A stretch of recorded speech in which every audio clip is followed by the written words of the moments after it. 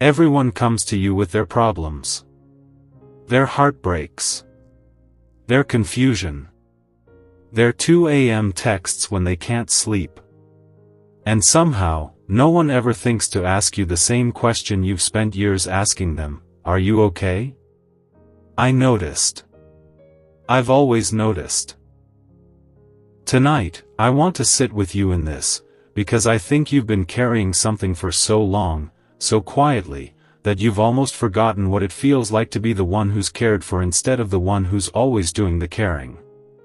I know your phone lights up constantly. Someone needs advice. Someone needs comfort.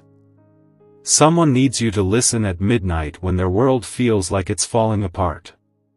And you show up, every single time, because that's who you are. You've become the person people run to. But child, who runs to you? I know the answer, even if you've never said it out loud. Not many people. Maybe no one, not really. Not in the way you show up for others. And I know that imbalance has quietly worn on you, even though you've never complained about it, even though you've told yourself it's just who you are, just your role, just something you're good at, so you might as well keep doing it. I want you to know tonight. I, the Lord your God, see the exhaustion behind your reliability. I see the moments you've wanted to say, I'm struggling too, but held back, because you didn't want to burden the very people who already depend on you for support. I see the times you've comforted someone through their crisis while quietly falling apart yourself, putting your own pain on hold because theirs felt more urgent in that moment. This isn't sustainable, child. And I don't say that to make you feel guilty for being the person you are. I say it because I love you, and I don't want you to disappear into everyone else's needs while your own remain invisible, even to yourself. Let me remind you of someone in Scripture who understood this exact exhaustion. Elijah.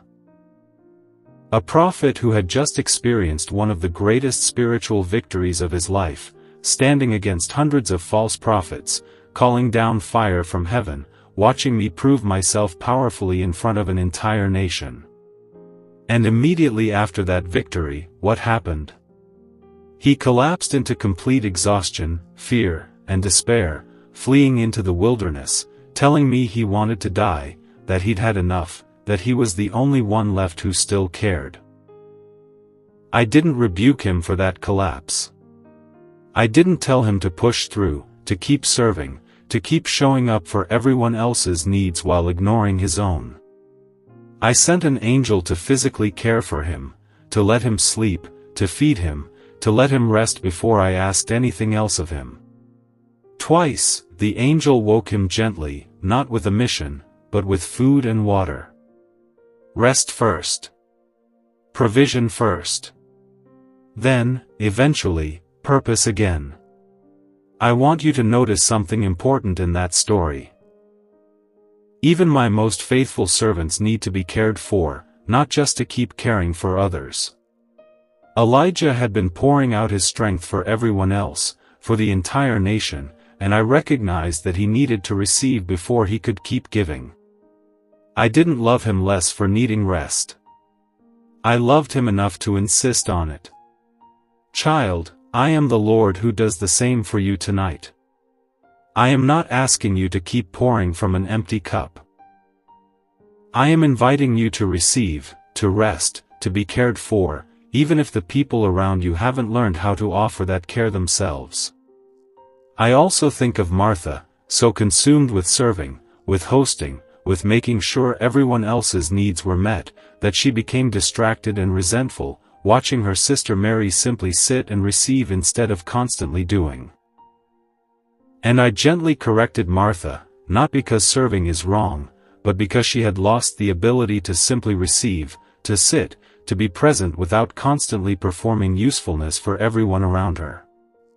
I know you might relate to Martha more than you'd like to admit. Constantly doing. Constantly serving. Constantly making sure everyone else is taken care of, while your own need to simply sit, to simply receive, gets pushed further and further down the list until it barely registers as a need at all anymore. I want you to know, you are allowed to be merry sometimes. You are allowed to receive instead of constantly give. You don't have to earn rest through exhaustion first.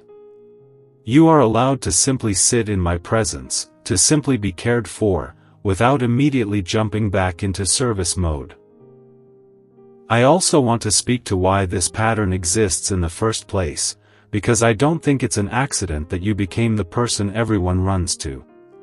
Sometimes this role develops because you learned early that being needed felt safer than being vulnerable.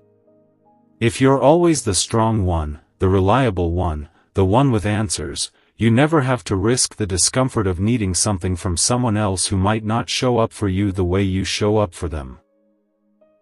I know that protective pattern developed for good reasons, probably reasons connected to disappointment you experienced long before you even fully understood what was happening. Maybe you learned that needing things from people led to disappointment, so you decided it was safer to become the person who doesn't need anything, who's always fine, who's always capable of handling whatever comes. Maybe it started young. A household where emotions were inconvenient, where your needs felt like too much to ask for, where you learned quickly that being easy, being helpful, being low maintenance kept the peace better than expressing what you actually needed. Children who grow up this way often become remarkably perceptive adults, attuned to everyone else's emotional state, skilled at anticipating needs before they're even voiced. That skill served you well in some ways. It also cost you the ability to recognize and voice your own needs with the same clarity. Child, that protective strategy kept you safe for a while. But it also isolated you in a particular kind of loneliness, surrounded by people who love you, who value you, but who have never actually learned how to show up for you the way you show up for them, because you've never given them the chance, never revealed the parts of yourself that actually need support. I want you to consider tonight. What would it feel like to let someone see you struggle, without immediately reassuring them that you're fine, without minimizing your own pain to make space for theirs? What would it feel like to receive comfort instead of only offering it? I know that feels vulnerable, maybe even frightening. Vulnerability requires trusting that someone will actually show up when you need them, rather than disappointing you the way people may have disappointed you before. I understand that fear. But I also want you to know, continuing to hide your needs doesn't actually protect you from disappointment. It simply guarantees a different kind of loneliness, the loneliness of never being fully known, never being fully supported, even while surrounded by people who care about you. I also want to address something important. You are not responsible for fixing everyone who comes to you with their problems. I know it might feel that way, especially if you've built an identity around being the person with answers, the person who helps, the person who makes things better. But child, you were never meant to carry the weight of everyone else's healing, everyone else's decisions, everyone else's emotional regulation. Some people will continue coming to you for support without ever reciprocating that support, not necessarily because they're selfish, but because they've never been taught to notice when someone else might need care too. That's not entirely their fault, but it also doesn't mean you're obligated to keep giving without receiving anything in return. I want you to start practicing something tonight. Noticing when you need support, and actually voicing that need, even if it feels unfamiliar and uncomfortable at first. You don't have to wait until you're completely depleted before acknowledging that you're struggling too. You're allowed to say, actually, I'm having a hard time right now, even to people who are used to you being the one who listens rather than the one who talks. I also want you to know, some relationships will need to shift in order for this pattern to change. Some people, when you finally express your own needs, will step up beautifully, grateful for the chance to finally support you the way you've supported them. Others might struggle with that shift, accustomed to your role as caretaker, uncomfortable when you ask them to reciprocate. I'm not asking you to end every relationship that hasn't reciprocated your care equally. But I am asking you to notice these patterns clearly, and to begin cultivating relationships, even new ones, where mutual care exists rather than a constant one-directional flow of support. I also want to remind you of my own character as your God in this. I am not like the people who only come to you when they need something. I want your presence, not just your usefulness. I delight in you, not just in what you can offer or accomplish or fix for others. When you come to me exhausted, depleted, struggling, I don't need you to perform strength first. I simply want you, exactly as you are, tired and human and in need of care yourself. I know it might be easier to trust that intellectually than to actually feel it in your body, in your daily life, in the moments when old patterns pull you back into automatic caretaking mode. Healing this particular wound takes time, takes practice, takes intentional effort to notice when you're slipping back into old patterns of ignoring your own needs to attend to everyone else's. I want you to start small. The next time someone asks how you're doing, resist the automatic urge to say, "I'm fine," if you're actually not fine. Practice honesty, even in small doses, even if it feels uncomfortable initially. Let people see glimpses of your actual struggle, rather than only the polished, capable version of yourself that everyone has come to expect. I also want you to practice receiving compliments, care, and support without immediately deflecting or minimizing them. When someone offers you kindness, let it land instead of quickly changing the subject or insisting you don't need it. This practice, small as it seems, gradually retrains your nervous system to tolerate being cared for, rather than only being the one who provides care. I know some of you have specifically taken on this role within your family, becoming the emotional caretaker for parents, siblings, or extended family members who never developed healthy emotional regulation themselves.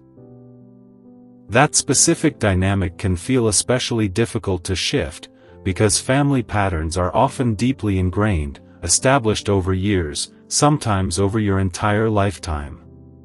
Child, I see the weight of that particular role. I see how exhausting it is to be the emotional anchor for people who are supposed to be anchoring you, especially in family systems where roles reversed long ago, where you became the parent in certain emotional ways long before that was ever fair or appropriate for a child to carry. I want you to know, that role was never meant to be yours to carry so completely. Even if circumstances required you to develop maturity beyond your years, even if you had genuinely good reasons for stepping into that caretaking role, it doesn't mean you're required to sustain that role indefinitely, sacrificing your own well-being in the process. I also want to speak to the guilt that often accompanies attempts to shift these patterns. You might feel selfish for wanting your own needs acknowledged, guilty for setting boundaries around how much emotional labor you're willing to provide, uncertain whether prioritizing your own well-being is somehow a betrayal of the role you've played for so long. Child, prioritizing your own well-being is not selfish. It's necessary, sustainable stewardship of the life and energy I've given you. You cannot continue pouring out indefinitely without eventually running dry, and when that happens, you won't be able to show up well for anyone, including the people who genuinely need your support. I also want you to trust that healthy relationships can handle this shift. People who truly love you will not resent you for finally expressing your own needs. They will make space for you, the way you've made space for them, once they understand that this shift is happening, once they're given the opportunity to reciprocate the care you've been providing all along. I know change like this doesn't happen overnight. Old patterns are comfortable, familiar, even when they're exhausting. But I am walking with you through this shift, gently, patiently, reminding you consistently that you deserve to be cared for, not just capable of caring for others. So here is what I want you to declare tonight: in Jesus' name, I will begin practicing honesty about my own needs, even when it feels unfamiliar. I will allow myself to receive care, not just provide it. I will trust that healthy relationships can handle my vulnerability, and I will release relationships that only value my usefulness rather than my actual well-being. You are not just the person who fixes things for everyone else. You are someone who deserves to be asked, "Are you okay?" and given genuine space to answer honestly. I am asking you that question right now, in this exact moment. Are you okay, child? Not performing okay. Not managing okay. Actually okay? Whatever your honest answer is tonight, I want you to know, I see you. I see the exhaustion behind your reliability. I see the weight you've carried for others while your own weight went unacknowledged. And tonight, I am here, fully present, fully attentive, ready to care for you the way you've cared for everyone else for far too long. Rest now. Let someone else carry something for once. Let me carry it, if no one else in your life has learned how yet. If this message reached something in you tonight, take a moment and like this video. And if you know someone who's always the one taking care of everyone else, someone who rarely gets asked how they're doing, share this with them. Tell us in the comments, when's the last time someone genuinely asked how you were doing? We'd love to ask you that question right now, in this comments section, and actually mean it.